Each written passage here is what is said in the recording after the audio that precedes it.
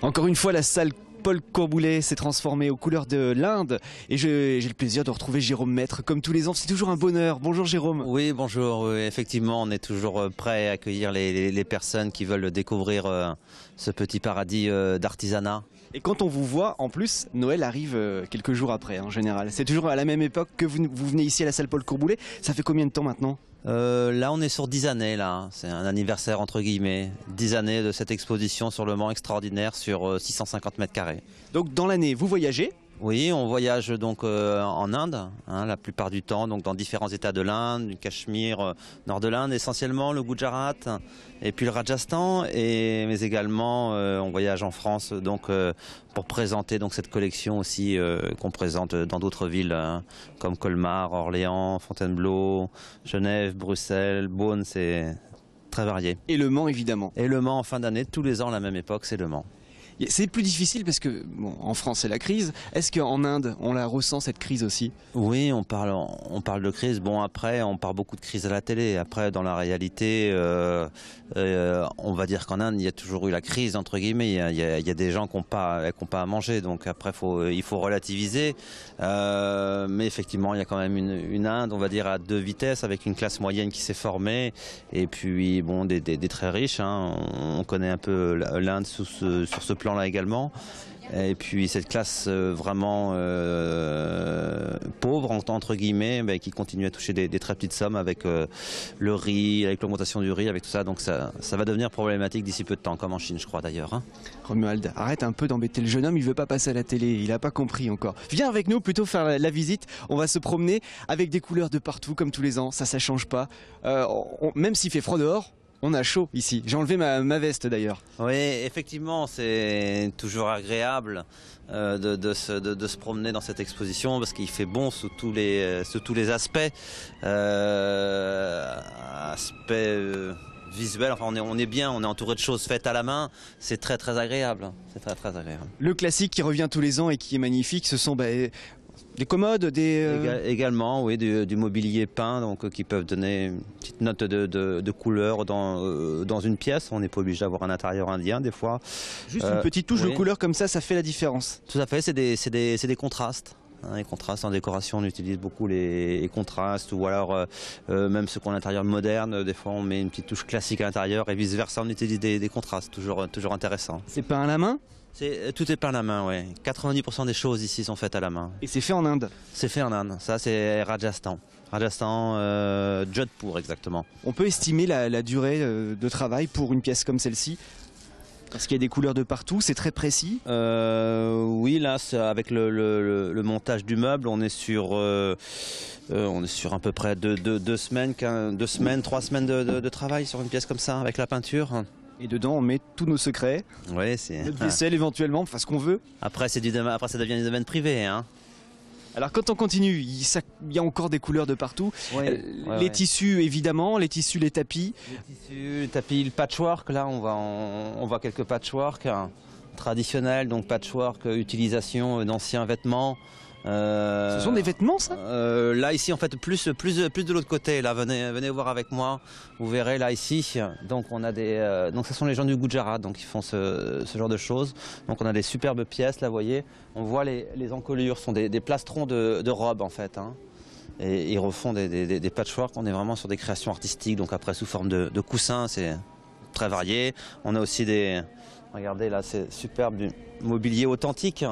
Du Gujarat encore. Mais comment fait-on pour récupérer un garde-manger comme ça ? Parce qu'il est dans son jus. Oui, il a été retravaillé. Non, il est comme on l'a récupéré d'une maison, une maison traditionnelle Gujarat. Et donc vous voyez cette porte qui s'ouvre au central.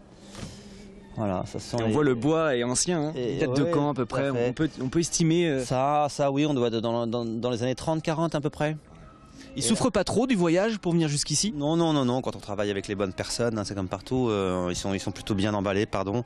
Et puis à côté, vous avez une pièce aussi dont on peut parler, qui est très intéressante. Regardez ce mobilier-là, ça représente une roue en fait. Et c'est la roue du rouet. Le rouet, Ah donc oui. symbole de la révolution indienne. Donc c'est des meubles qui ont été faits la plupart du temps dans les années 30-40. Sculpté à la main. Voilà, voilà, tout à fait. Donc Gandhi avait dit à l'époque, il faut absolument qu'on devienne indépendant, et donc on va filer le coton, la laine. Et donc on a retrouvé ça après sur des meubles. Vous avez rencontré la jeune femme qui est sur le tableau, elle est mignonne. Non, non, il y en a beaucoup, beaucoup de très belles femmes en Inde, beaucoup de très beaux hommes aussi également. Le peuple indien est un beau peuple, hein, sur tous les plans, avec ses qualités et ses défauts. Alors ici c'est une exposition vente. On vient pour se promener, pour voyager, Oui. et on marche au coup de cœur, quoi. Oui, on vient ici, là c'est vraiment exceptionnel d'avoir une telle exposition. Je pense qu'on a l'une des plus grosses collections d'Europe, hein, en textile à l'heure actuelle. Spécialement donc sur le nord de l'Inde, je disais, mais c'est les textiles artisanales, donc parce qu'on est sur 90% de fait main. Là on présente vraiment quelque chose de très très complet. Je voulais m'arrêter sur cette porte, à chaque fois il y a des portes magnifiques. Oui, porte indienne, là on arrive avec des rideaux devant, là on a vu très jolis imprimés de Jaipur, et puis derrière on a une majestueuse porte du Gujarat. Quand on fait l'acquisition de cette porte, on n'y touche pas après. On refait pas de peinture, quoi que ce soit. Ça reste comme ça. Oui, on les laisse telles quelles, hein. Elles ont leur patine d'origine, on met ça dans le décor. Ça passe. Dans le décor, ou alors on peut s'en servir comme porte. Ça fonctionne. Bien sûr, tout à fait. Oui, elles sont montées elles ont des gonds et prêtes à fonctionner. Je disais dans le décor, ça peut être mis par exemple entre un salon et une salle à manger, entre deux pièces. Pour faire des entrées dans la salle à manger avec des plats magnifiques, c'est génial. Tout à fait. Pour impressionner les amis. Ouais, par exemple. Oui, non, c'est pas de la décoration effectivement qui passe inaperçue. Alors on continue, je crois qu'il y a une nouvelle pièce par là dans le fond. C'est plus grand, non? Oui, tout à fait. Oui, c'est assez grand effectivement. On n'a pas poussé les murs, mais avec l'expérience, on arrive à mettre les choses, on va dire, de façon en ordre, et mettre plus de choses. Faut prendre son temps quand on vient ici, hein. Et combien de temps pour l'installation de l'exposition? Parce qu'il y en a partout. Installation, on est sur une semaine ici, hein. Pendant une semaine, vous venez tous les jours, vous montez, vous êtes plusieurs? Oui, on est pas 10, mais pas loin, hein, toute la journée. Les camions déchargent. Camions décharge, oui, c'est une grosse organisation. C'est vous qui avez l'œil pour mettre l'objet au bon endroit? On met tout en place comme ça, les choses après les autres. C'est un gros travail. C'est dessiné déjà dans votre tête ou sur le papier? Non, à chaque fois on arrive un petit peu, à quelques idées bien sûr, hein. Et puis après, avec l'expérience, je vous le disais, on arrive à affiner, à s'améliorer. Comme l'artisanat qu'on présente, on travaille avec des personnes qui ont de grosses expériences, donc on a vraiment des choses très, très intéressantes mélangées à la nôtre aussi. Nous, on est simplement les présentateurs entre guillemets de cet art qui est extraordinaire, qui donne vraiment un cachet à une maison. Ici, on a des tapis différents. Tapis de soie, on les verra de l'autre côté. Là, ici, sur votre gauche, on a tout ce qui est tapis fait au crochet, au point de chaînette. Ça, c'est superbe. Le papa de la famille que je connais donc au Cachemire me disait que j'avais vraiment personne en Europe avait de telles choses, hein. Ce sont des choses rares. C'est très fin, on imagine le temps de travail. Tout à fait. Et ce sont les hommes qui brodent au Cachemire. Ah bon? Oui. On a des hommes, que ce soit pour les broderies sur des châles très fines, ou alors sur des objets en papier mâché, ou alors sur des objets sculptés. Voilà. On va s'y mettre nous aussi à la broderie, Romuald. On a un petit peu le temps le dimanche, on n'a rien à faire. Voilà. Donc là, vous retrouvez exactement le même point, toujours le même point de chaînette, hein, avec point de crochet. Je ne sais pas si on a assez de lumière. On voit, vous voyez, tout est fait main. Ouais, superbe. Puis je vais vous faire voir tout de suite derrière, on est au Cachemire, là, donc on va vous faire voir des châles brodés. L'origine des châles, et ce qu'avait Joséphine de Beauharnais, c'est des châles qui étaient brodés à l'aiguille, hein, 100% Cachemire. Vous allez voir, je vais vous faire voir. Hein. Je vais vous faire voir, attendez, bougez pas. Combien ça coûte à peu près? Parce que le Cachemire, c'est pas donné, en tout cas c'est l'idée qu'on en a. Comment? Le Cachemire, c'est pas donné? Oui, effectivement, ce sont des matières un petit peu précieuses.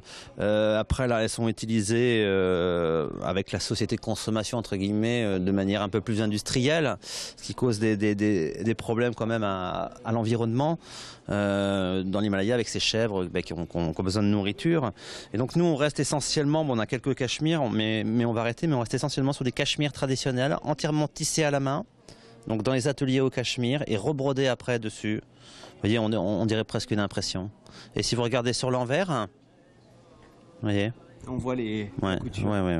Vous voyez, 1 mètre sur 2 mètres. Hein. Alors ça tient chaud déjà. Ça tient très chaud, effectivement. C'est des pièces d'une vie. Hein. Vous avez, pour donner un ordre d'idée, vous avez des ventes aux enchères en ce moment avec des cachemires anciens comme ça à Londres, Sotheby's. Donc, ce sont vraiment des pièces de valeur, hein, mais qui sont portées, hein, qu'on leur robustesse. On est vraiment sur des choses de très très bonne qualité, sur des choses 100% fait main. Pour les laver, il faut en prendre soin. Oui, tout à fait. Lavage à la main. Hein. Si on lave à la main, on garde plus longtemps nos affaires. C'est ce qu'on fait aussi avec Romuald. Hein. Tous les dimanches, on lave nos vêtements à la main.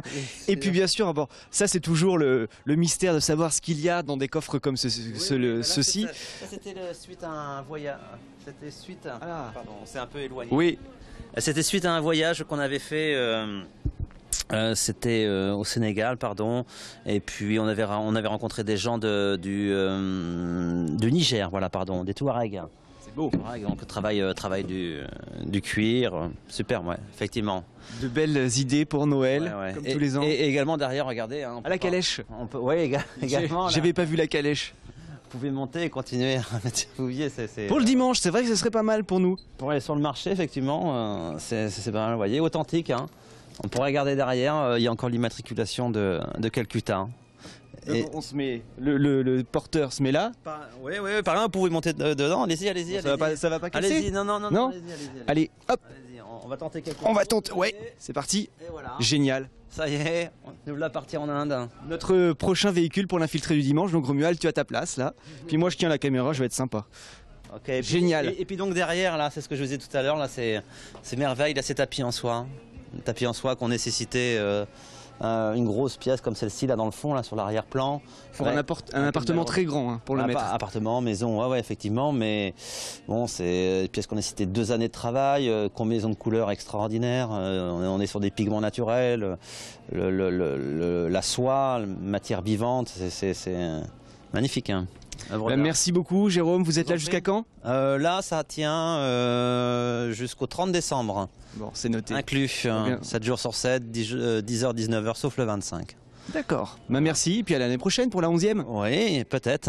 Je vous emprunte la calèche et puis Romuald tu me mets à ta place, on va au salon des vins et de la gastronomie. C'est parti, ok?